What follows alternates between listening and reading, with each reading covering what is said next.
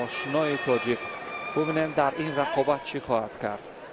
راول کاماچو داور درجه المپی از اسپانیا این رقابت رو داوری خواهد کرد.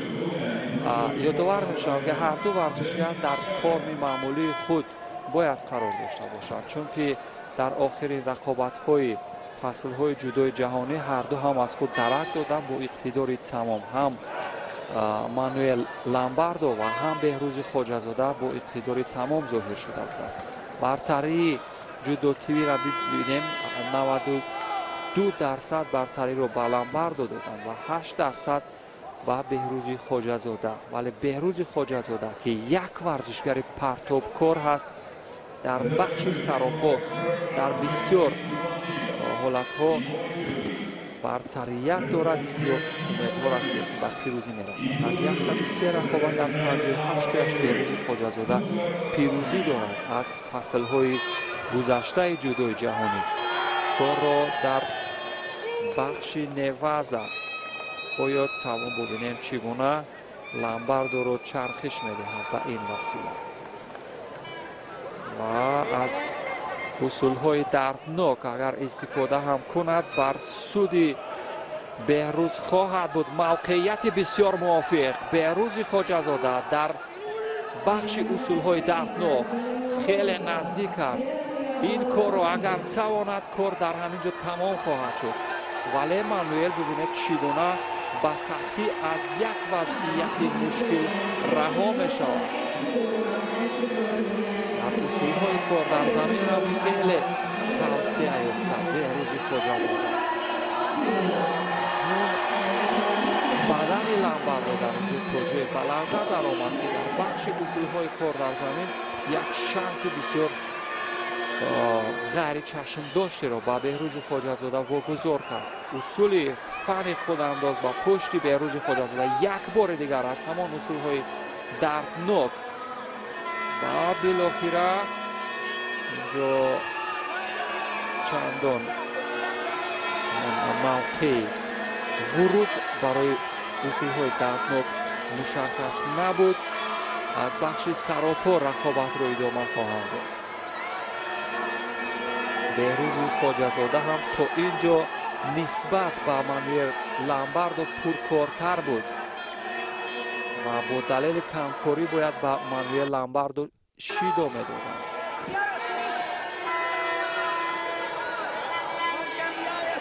ببینیم نوارهای سوس کرده شده را و این وسیله شانس بسیار خوبی داشت بهروز.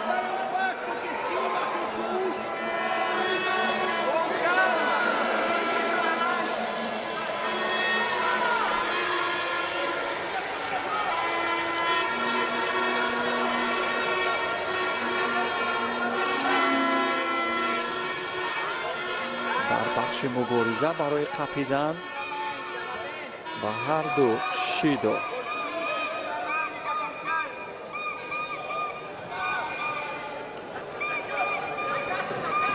اون فرصت برای ورود ولی موقعیت رو تا جای واگذار میکرد بهروز، اما احساس کرد چون موقع برای ورود لامباردو فراهم نشد فوراً زیدی حمله کرد. کار کرد که مانوئل ورود شده نتواند برای پرتاب کردن. اکنون خودش می‌تپد و ببینید چگونه مانوئل می‌گریزد. یک پایزنی بسیار به مورد که مانوئل از جای بجا شد، تعادلش برهم زده شد و باز با دست مانوئل درگیر می‌شود محکم. مانوئل فقط راه فرار از اصول‌های حریف را می‌جوید. احساس می‌کند که در برابر بهروز خواجه‌زاده یک تن از ورزشگران با استعداد ایستاده. اگر بهروز از صد همین حریفش گذرد امیدوار هستیم که در مرحله‌های بعدی به مشکل‌تر عبور خواهد کرد. به مشکل‌تر و مرحله‌های بعدی خواهد. مانوئل لامباردو یک تن از ورزشگران ماهر هست در رشته وزن 73 کیلو. موقعیت، فرصت و این وسیله فقط ببینید فراری که صورت گرفت از حمله حریف اینجا فالشتک به نظر می رسید و مانوئل لامباردو یک شیدوی دیگر باید بدهد راول کاماچو. بهروز خواجه‌زاده در 50% از گلدن اسکوها پیروزی دارد در کورنامه‌اش. یک شیدوی دیگر ندادن به مانوئل لامباردو که چگونه فالشتک کرد در لحظه پایانی حمله بهروز خواجه‌زاده. یک تومو منگه همان فن خودانداز و پشت از لحاظ حرکات فنی بهروز خواجه‌زاده در این رقابت برتر ظاهر شده. باز هم اینجا از شیدو پرهیز میکنند داوران و یک شیدوی دیگر به مانوئل نمیدهند. در کورت اینجا از نگاه حرکات تاکتیکی تمام شده بود. بهروز از و بار دیگر هم اجرای اصول. ببینید دوستان عزیز، اینجا هر آن که این رقابت رو نظارت میکند، میبیند، تماشا میکند، بر اعلا احساس میکند که بهروز پرکارتر هست. در اینجا مانوئل کمکاری دارد، با دلیل کمکاری حداقل به او باید شیدو میدادند، ولی این چیز مشاهده نمیشد که داوران علاقه احساس میشد که تا جای طرفگیری میکنند برای ورزشگر ایتالیا و فقط در اینجا پند سید مومین رحیموف به نظر میآید. اجرای اصول بود یا نه؟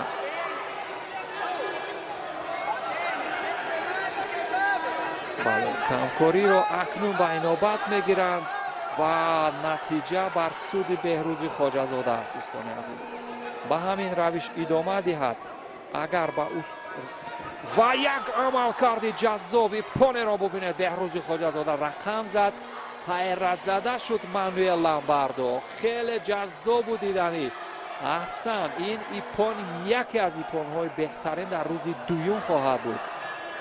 خیلی بعد از این ما هم یک نفسی آزاد میکشیم دوستان عزیز. بهروز خواجه‌زاده رو که مخلص هستیم خیلی مخلصی کردیم و امیدوار هستیم همچنان درخشان در مرحله های بعدی نیز ظاهر شود. نوارهای آهسته کرده شد. کارمندان بخش تکنیکی ما ببینید در بخش کار در زمین چگونه عملکرد خوبی داشت، در اصولهای دردناک و بعداً پایزنی تعادل یا همان موازنت را خوب برهم زد. چند مراتب آنچنان که گفتیم پرکارتر بود بهروز خواجه‌زاده نسبت به مانوئل لامباردو و بالاخره در همین لحظه ببینید چی یک زیدی حمله خوب داشت. راول کاماچو فوراً هم دستش رو بلند کرد که ایپان است، ایپان کامل خیلی خوب پیحس کرد و واقعا پایی که تمام وزن و تعادل لامباردو در آن بود آن را بسیار خوب برداشت و سمت مقابل او را ترک کرد. پیروزی خواجه‌زاده مبارک باشد. و مرحله بعدی توجه میکنم و جفت بعدی جایی که ورزشگر میزبان در برابر هماوردش از لهستان رقابت میکند. مرحله دوم بهروز خواجه‌زاده خودش شایسته کرد و به مورد این جفت در مرحله سیوم رقابت خواهد کرد. امید مدال در روز دوم رقابت‌های مسابقات ماسترز مجارستان با بهروز خواجه‌زاده است. دانیل جگتی ورزشگر از مجارستان با لباس‌های سفید برنده شد. یک رقابت نچندان مشکل جهان در رشته سامبو در جودو نتیجه خوبتر هم دارد. در رده‌بندی بهترین ها در جای 22 است. از گرند اسلام یک مدال برنجی دارد و 2 مدال مسابقات گرند پری را هم دارد. باری چهارم است که میان ستاره های جودوی سیاره هنرنمایی میکند و اکنون دیدار اولش بسیار هم خوب و خوش و خاطرمند انجام یافت در مقابل یک تن از چهره های نمایان کشتین جودوی ایتالیا، لامباردو. حریفش گفتیم که 20 ساله است. پهلوان ما احتیاط کارانه باید گوشتین گیرد. با 20 سالگیش نگاه نکرده لکه در 74 رقابت سطحی با نفوذ این چهره شرکت ورزیده است аз қаҳрамонии аврупо 2 медали биринҷӣ дорад. кор дар замин акнун чӣ гуна сурат мегирад? барои хоҷазода фикр мекунам ки як таҷрибаи андаке афзалу беҳтар дар замони ҳамон тамринҳои пайвастааш ҷиҳати омодагӣ ба қаҳрамонии ҷаҳон, махсусан дар ҳамон се унсури асосии кор дар замин як марҳилаи хуби омӯзиш ҳам буд.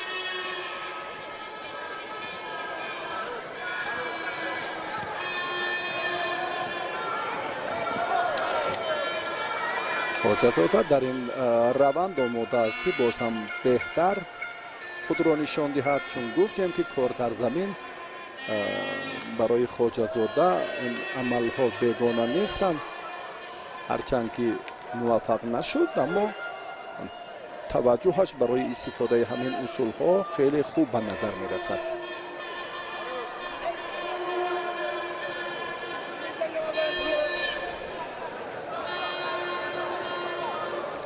рақибаш бо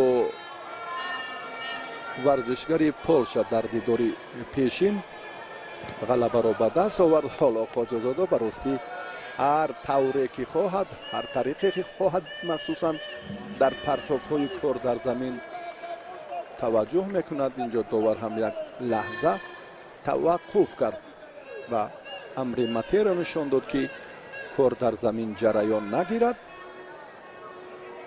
чунки боз ҳам бандҳои аллоҳидаи ҷудо роиҷ аст ва довар инҳоро ҳам ҳамеша риоя мекунад.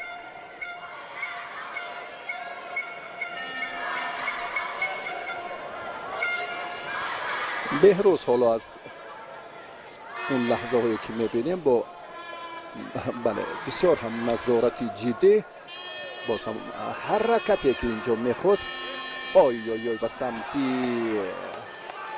чап анҷом диҳад, ҳарифро андаке озод гузошт. муқовимати паҳлавони Венгрия чандон хатар надошт, аммо хоҷазодаи бо таҷриба ин лаҳзаҳоро хеле хуб дарк мекунад. медонад ки аллакай Даниел ба кадом мақсад аз гиребони чап медорад ва чӣ ҳаракатеро дар раванди муборизаи баъдияш анҷом медиҳад. ҳама таҳти назорат аст. аз сари ёстини дасти рости ҳариф ҳам бисёр мушаххас дошт. ин ҳам боз мафҳумҳои алоҳидаи худро дорад. паҳлавони Венгрия андаке сустар гӯштин гирифта истодааст ки довар инро ҳам бояд нодида нагирад. Зигера Даниел хоҷазода ин коро ба тарзи дигар акнун ҳаракатеро ки хост андаке ба паҳлӯи чап бо суръати тез анҷом диҳад. хуб буд, аммо барои дарёфти натиҷа чандон муносиб набуд. 3 дақиқаи вақти асосӣ пушти сар шуд.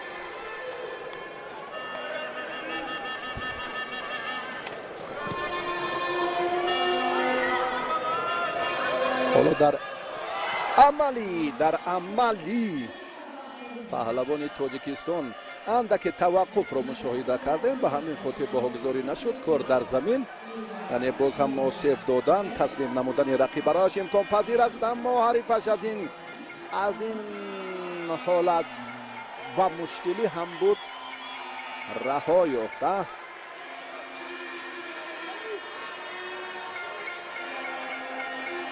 Зегеди Даниел 20 сол дорад, хеле ҷавон аст.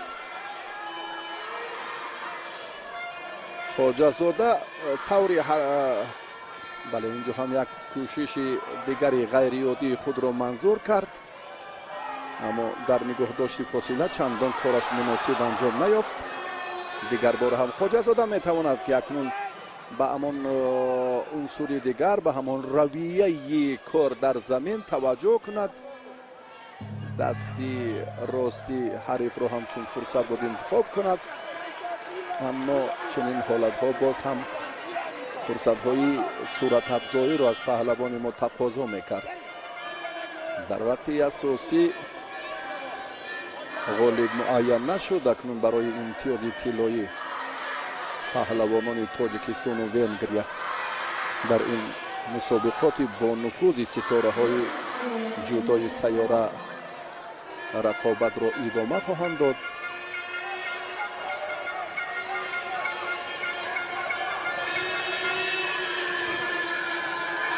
ана ин кори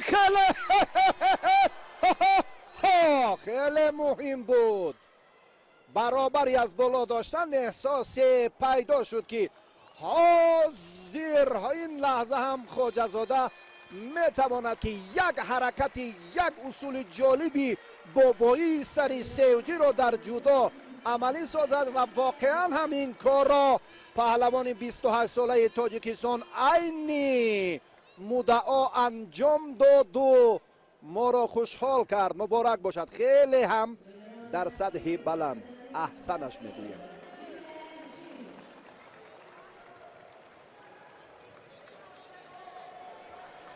наворҳои такрориро мо тамошо мекунем. имрӯз ҳам бо мақсади боз ҳам шаффофу зебову ҷолибу диданӣ сурат гирифтани ин рақобатҳо, албатта боз бо имкониятҳои техникӣ, роҳбарияти муассисаи давлатии телевизиони варзиш бори аввал ҳам дар таърихи фаъолияти худ ин корро пеша карданд. ин партоф ва ин ҷолибтарин лаҳза ва муносибтарин фурсат барои дарёфти имтиёзи иппон буд.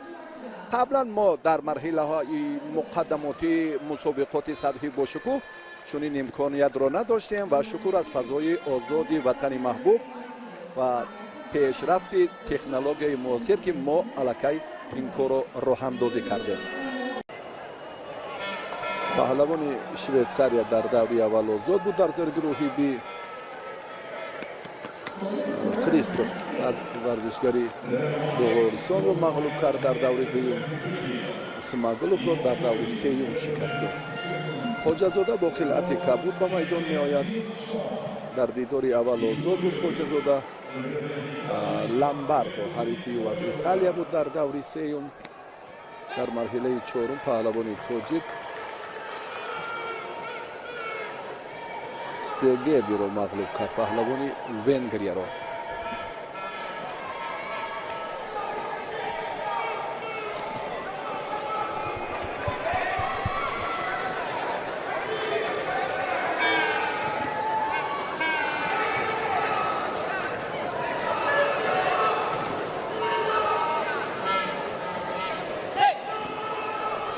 бо ин чеҳраам хоҷазода кораш чандон омад накарда бошад. ба ҳарду барои нодуруст доштан инҷо ҳам довар шидо дод.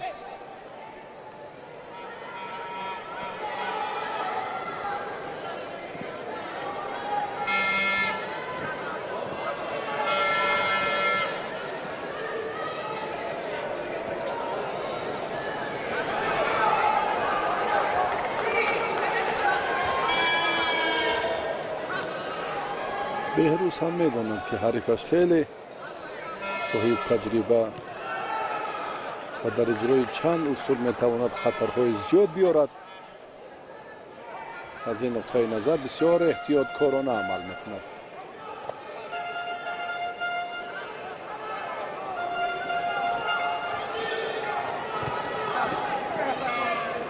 инҷо ҳам рафти ё ҷараёни муборизаро таҳти назорат гирифт. беҳрӯз кор дар замин ҳоло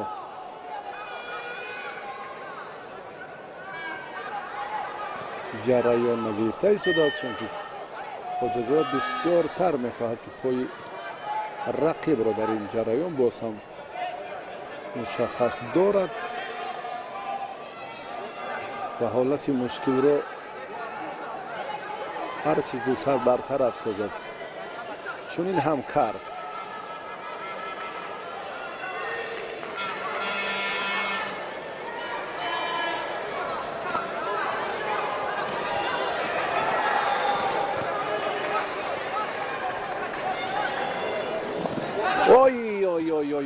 ой бисёр хуб, аммо дасти чапи استومپ اینجا چندان مناسب نبود. اگر برکشیدن آن رو ورزشگری ما خواجه‌زاده بهروز اختیار میکرد،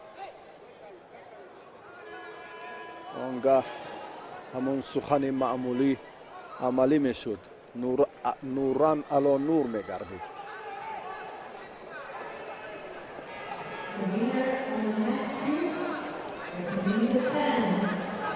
فاصله نگاه میدارد پهلوانی ما. استومپ اکنون به هجوم میگذارد پیوسته. خواجه‌زاده هم بی‌طرف نیست.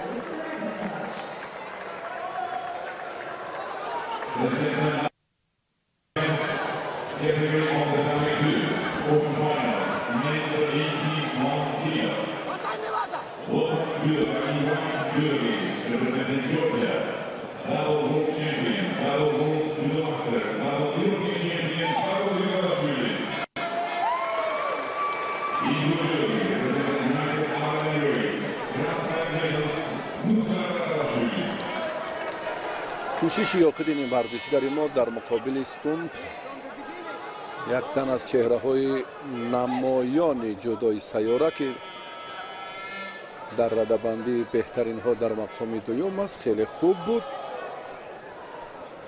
دقیقه آخرین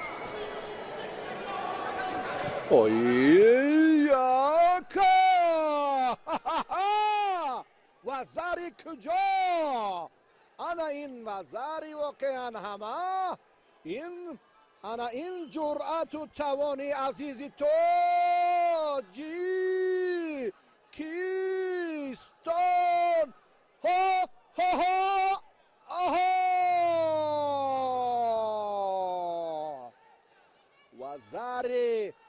وزاری اواسطی ایپون. اما لحظه آخرین رو هم در 2 ثانیه دیگرش اینجا هم داور به نوبت نگرفت. یا لحظه که اکنون در 2 ثانیه آخر در ثانیه 8 پهلوانی نامور سیاره استومپ خود را رها کرد. 2 ثانیه تقدیر رقابت 4-1 نهایی حل و فصل میشد. باز یک بار دیگر هم پوشناکی هوا دادنی بسیار برایش هم سنگین بود. 12 ثانیه دیگر بهروز هوشیار باید بود. عملی بر دروغ اینجا هم مجازات است. آی دیدید با کنس 8 ثانیه دیگر یک حرکت ها برکلا. این انا فتووتی تاجیکانه و نیرو و بازوی قوی رستمانه قشنگی تاجیک بوده. آفرین، احسنش میگویم. و واقعا هم در مبارزه که این ورزشگری نامور تاجیکستان هنرنمایی جالب و جاذب رو هم نشان داد. چرا داور در این لحظه اندک توقف دارد برای معرفی. حالا لحظه تکرار رو هم میتوانیم در این فرصت ببینیم. با سر رفتیدن اندک شبهه رو هم به میان آورده است فکر میکنم. وزر این کار شد. رقابتی ادامه میده. بعد با که نیست هرچی بود، چون آینه روشن و واضح. هر قدره که تلاش و کوششی چهره سرشناس رقم 2 سیاره استومپ در رقابت خواجه‌زاده بهروز با چشم رسید، اما قشنگی تاجیکستانی کارو به همان مرحله اساسی برد. غلبه نوبتی مبارک باشد.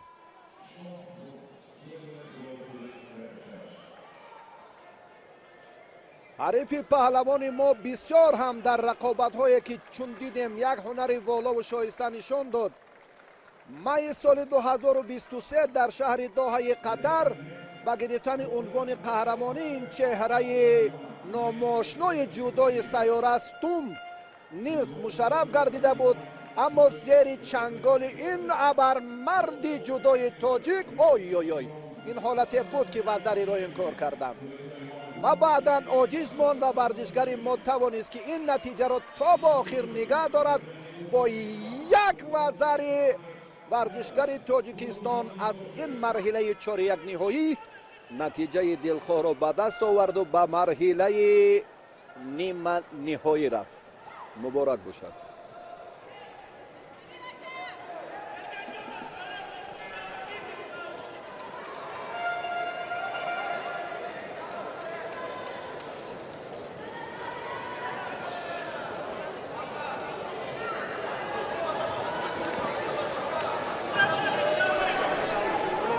шодиву хурсандии мардуми Тоҷикистонро ҳадду канор нест.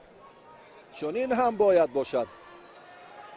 стамп як чеҳраи номошно қаҳрамони феълии ҷаҳонро хоҷазода беҳрӯз мағлуб кард ва ба марҳилаи ниманиҳоӣ рафт. рақобати сеюми чорякниҳоӣ вазни то 73 кило.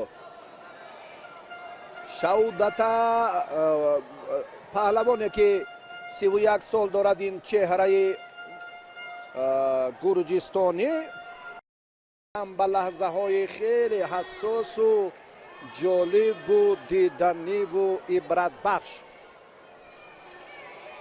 ва георги терашвили ҷавони 20 солаи гурҷистонӣ бо паҳлавони номошнои Тоҷикистон хоҷазода беҳрӯз рақобат мекунад.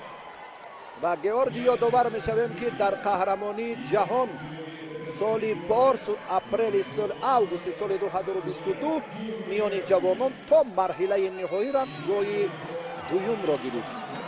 дар мусобиқоти гранд-слам медали тилло дорад ва бори сеюм аст ки дар миёни паҳлавонони шинохтаи сайёра дар ин мусобиқот ширкат мекунад. хоҷазода аз ҳисоби таҷриба бояд хубу оҳистакорона самти муборизаро боз ҳам таҳти назорати худ гирад.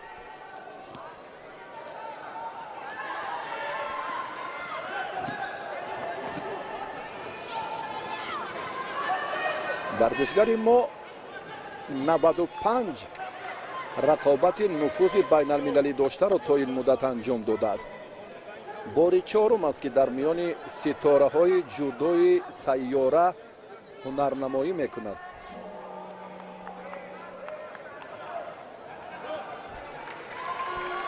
соли 2019 моҳи декабр, дар доҳа соли 2021 ва ин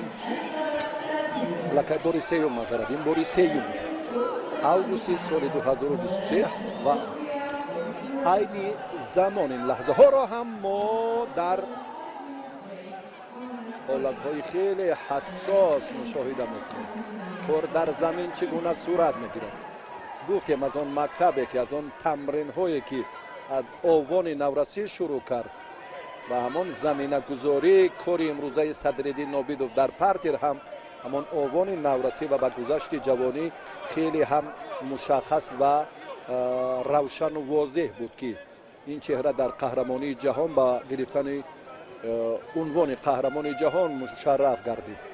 як саҳафоти шоиста баъд аз Саид Муъмин Раҳимов баъд аз таваққуфи тӯлонии 42 сола ҳамин аст ки ҳоло ҳам дар саҳифаи варзиши меҳан ин рӯйдод бо ҳарфҳои заррин дарҷ гардидааст. як қадами дигар паҳлавони муҳарракатеро дастро аз ин поёнтар лоақал аз сари остиневу аз оринҷ наздик ба гиребон ки буд, партов чандон суръатдор набуд, андаке таваққуф шуд ва хоҷазода кораш хуб сомон наёфт. боке нест, бояд хубтар гӯштин гирад барои суст гӯштин гирифтани ҳарифаш аз Гурҷистон. ин чеҳра муҷозот мегардад. хоҷазода як қадами дигар мондааст акнун барои шарафу нангу номуси миллати тоҷик. این چهره هم کمر همت بس آماده است. باز هم یک لحظه دیگر را ما به سمت کار در زمین باید باز هم جالبتر بریم. از خاطر فراموش نسازید خواجه‌زاده که مکتب پارتری گرجستان هم خیلی قوی است. احتیاطکار باید بود. یک بار و دو بار که کار در این سمت رنگی دیگر نگرفت، البته باز هم کاری دیگر رو باید سامان داد.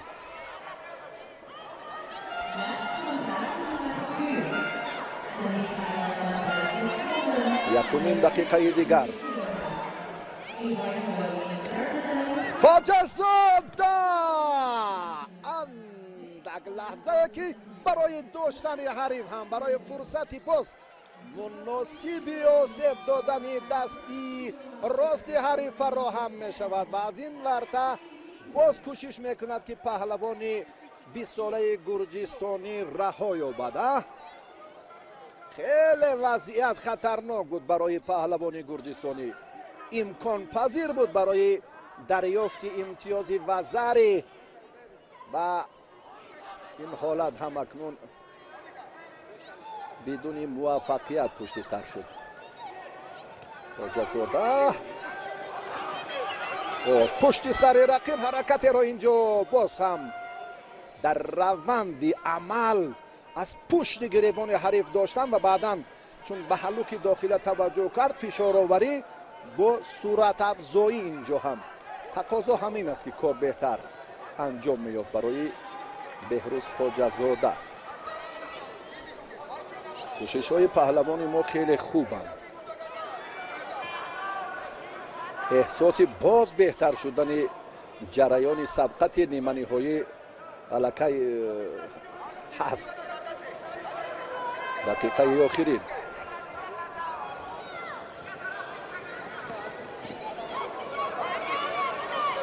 خیلی جوانی زیرک پهلوان آینده دار است نماینده گرجستان.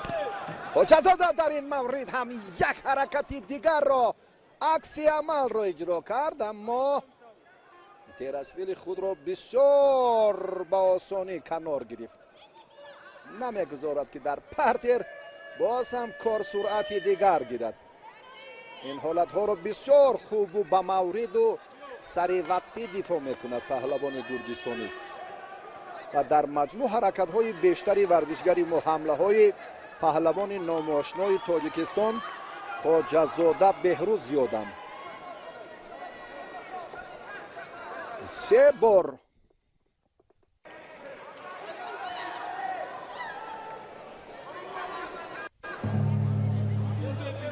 بار فرصت مناسبی همان کار در زمین برایش فراهم شد. اکنون به وقت اضافه توجه میکنیم. بله داشتن قپیدن اول نقشه لاحیده دارد. خواجه‌زاده این کار را میتواند، اما ببینید یک بار دیگر بسیار هم خوب فرصت باز هم فراهم میگردد در پارتر. کار در زمین امکانیت رو دریافت کردن میتواند ورزشگری ما یا نه یا نه یا نه یا نه نه ماته باز رقابت از درست ادامه می‌یابد.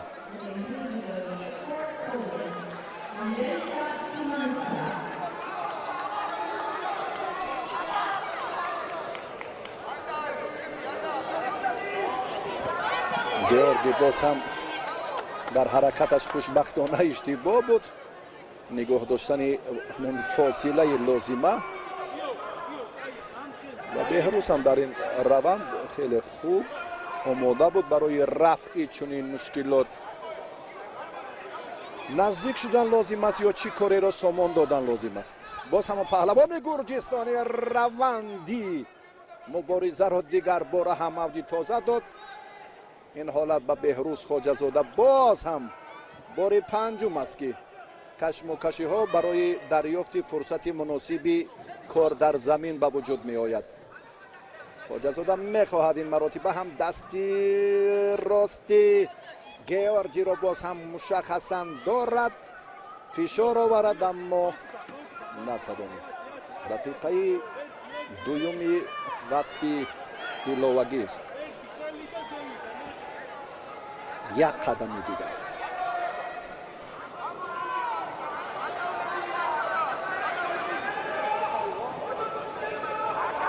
باز هم ورزشگر گرجستانی همان کار پیشینه را انجام می‌دهد. پهلوانی مباشر در این روند میتواند از ادامه سبقت از جریانی عمل آخرین حریف خلاصه گیری کند. باز هم همان کار پیشینه، باز هم با تخت پشت، حالتی با تخت پشت نگاه داشتن اوی فراهم نشد. بسیار هم چابک و چالاک و ماهرند پهلوانان گرجستانی و مخصوصاً در حالتهای کار در زمین. 5 بار رها یافت، 5 بار از آن عملهایی که بسیار مناسبند، یا بوغی کردن، حالت به تخت پشت نگاه داشتن و آسیب دادن دست. این مراتب هم در تلاش خواجه‌زاده باز اکنون اینجا هم قوه دیگر، یک ملکه دیگری پرتری تقاضا می شود. خواجه‌زاده رفتی سبقت را اینجا هم باز نظاره کرد که داور مته گوید و باز قوه آزمایی از درست جریان گیرد. دقیقه 3 خیلی وقت طول کشید.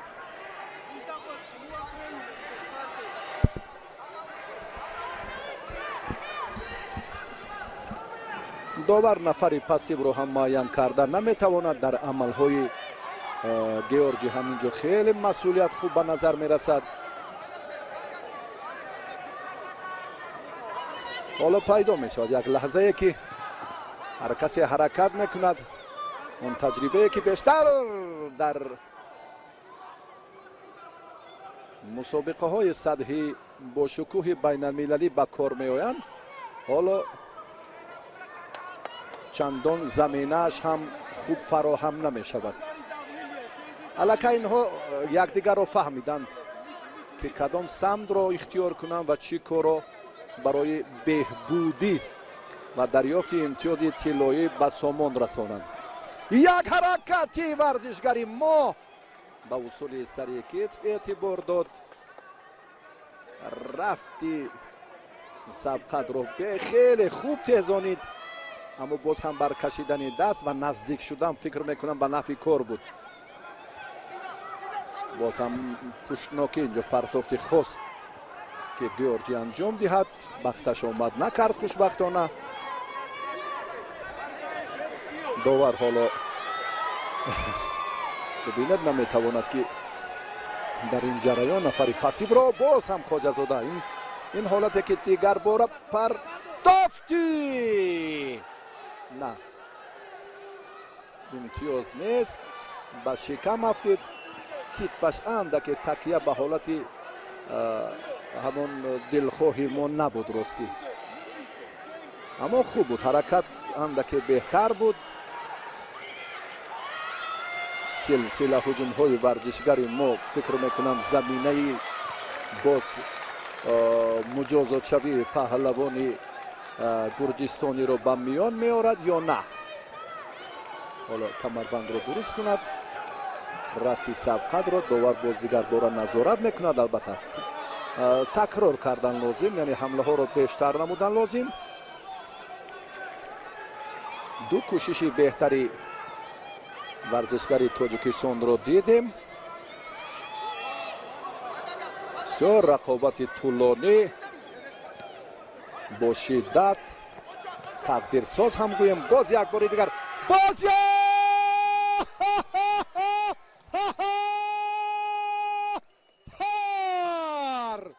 یک بار دیگر خنده بلب نشده باشد.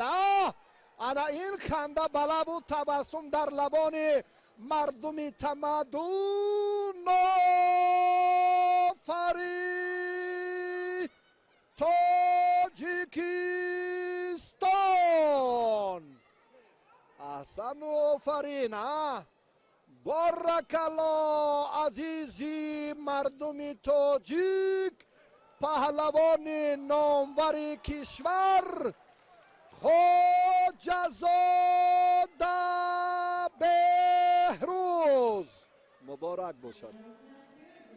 در حقیقت ارزنده، در حقیقت امروز به خاطر پرافشانی پرچم ملت، به خاطر سزاوار معرفی کردن وطن محبوب در میان ستاره های جدای دنیا، خواجه‌زاده موقع ملت تاجیک رو هم باز یک بار دیگر شایسته معرفی کرد.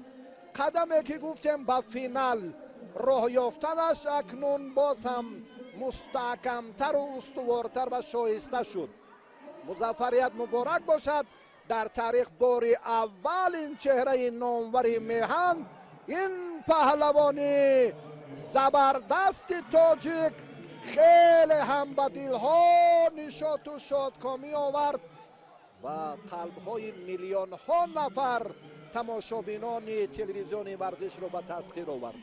از ورزشگر خیلی با مهارت گرجستانی و زر امتیازی طلایی گرفت و به فینال رفت. مبارک باشد کامیابی، این ظفر و این دستاورد که پهلوان ما باری اول در تاریخ به مرحله نهایی ستاره های جدای سیاره رفت. مبارک باشد. رقابتی دوستان عزیز، همکنون لحظه های تاریخی فرا می رسد.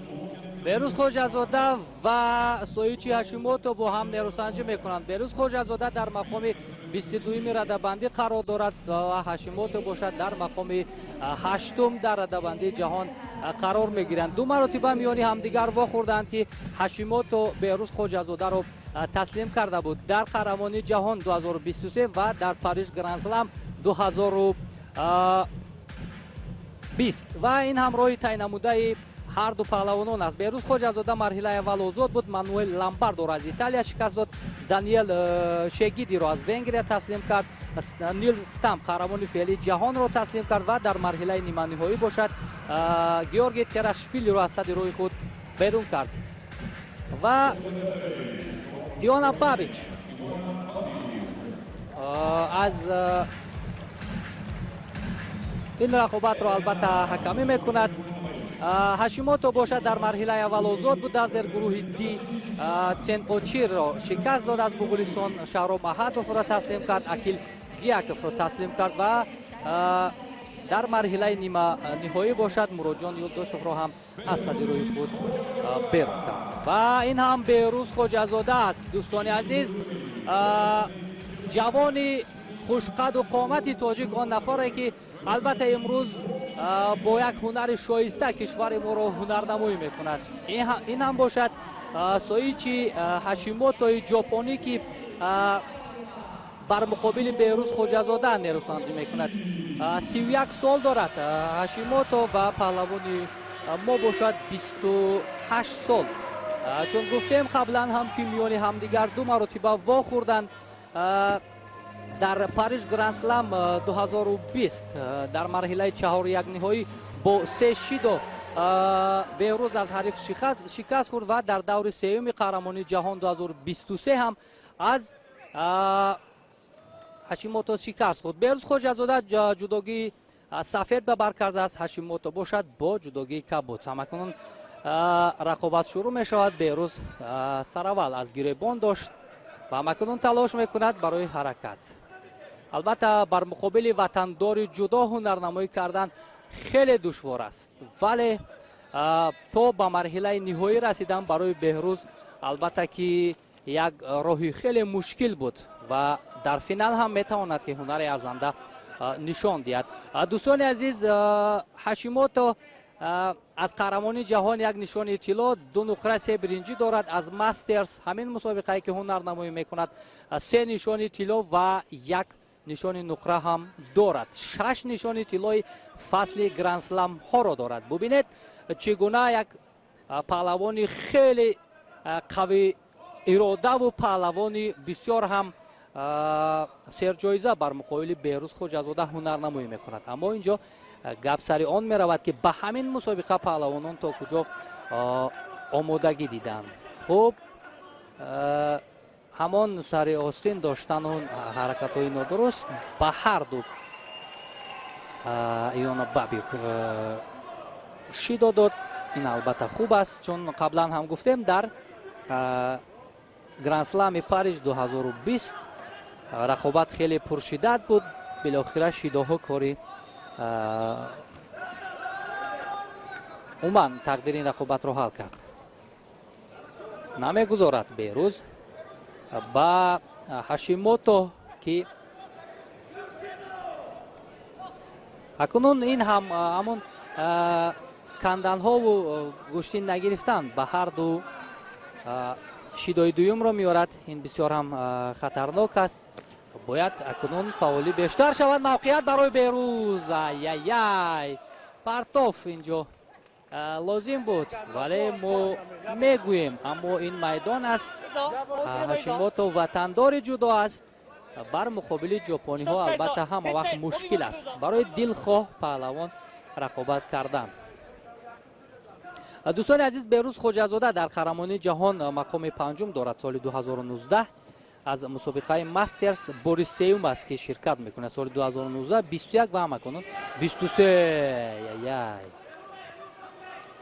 дар мусобиқаи гран-при Беҳрӯз Хоҷазода ду нишони нуқра дорад ва дар гранд-слам бошад соли 2019 мақоми сеюм дошт. дар радабандӣ мақоми 22-ро ҳамин ҳоло ишғол мекунад. бисёр ҳам мустаҳкам дошт Беҳрӯз аз гиребон, аммо Ҳашимото дасти ӯро раҳо кард. мавқеият партов дар ин ҷо лозим буд.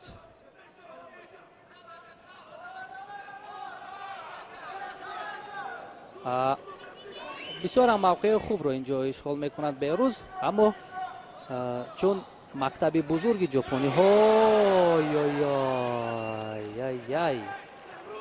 бисёр ҳам хатарнок буд. хуб, бошад ки ҳамин ҳолати ба сар рафтани Беҳрӯзро ба инобат нагиранд, вагарна бисёр хатарнок буд. хушбахтона ишора мешавад ки рақобат бояд идома кунад.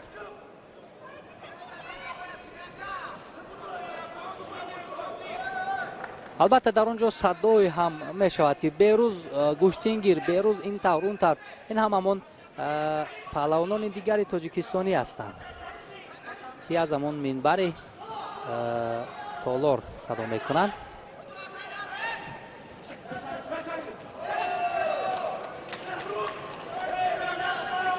бале, ҳамин тавр ҳам ҳаст дӯстони азиз. мо қаблан ҳам гуфта будем ки бар муқобили ҷопониҳо мешавад ҳунарнамоӣ кардан.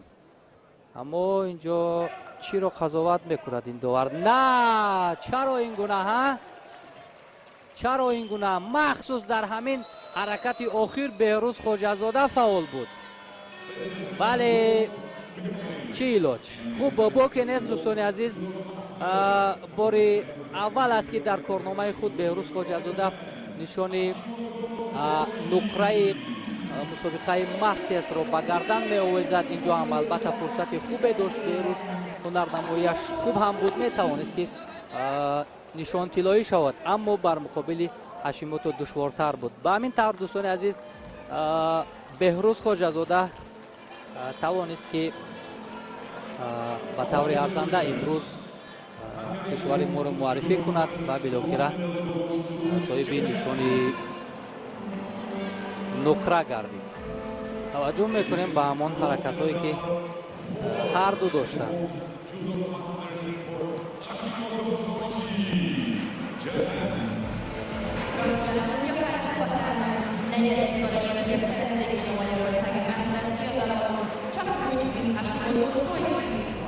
ҳамин ҳолат бисёр хатарнок буд. хушбахтона ба инобат нагирифтанд.